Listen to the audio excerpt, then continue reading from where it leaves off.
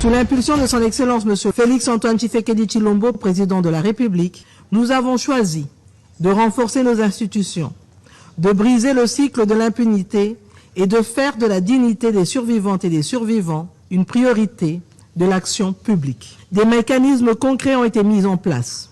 Le Fonds national de réparation pour les victimes de violences sexuelles liées au conflit et d'autres crimes contre la paix et la sécurité de l'humanité vise à identifier les victimes, faciliter leur accès à la justice et permettre des réparations individuelles et collectives.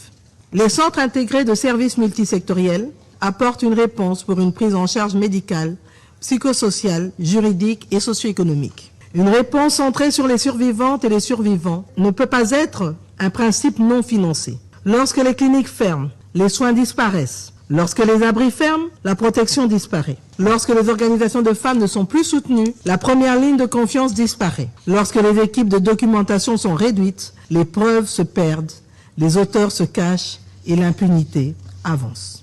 Les coupes budgétaires dans les services de santé, de protection, d'assistance psychosociale, d'aide juridique et de documentation ne sont donc pas de simples ajustements administratifs. Elles ont des conséquences directes sur la vie des survivants et des survivantes.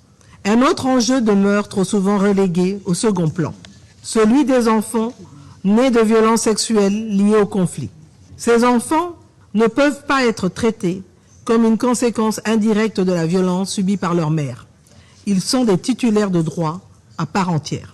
Notre ambition ne peut plus être seulement de documenter l'horreur après qu'elle a eu lieu, elle doit être de prévenir les conditions qui la rendent possible. Aujourd'hui, notre devoir premier est clair, écouter les survivantes et les survivants, reconnaître leurs droits, soutenir les réponses nationales et internationales, financer les services essentiels, combler les lacunes d'information, renforcer la coopération et faire de la lutte contre l'impunité une condition de la paix.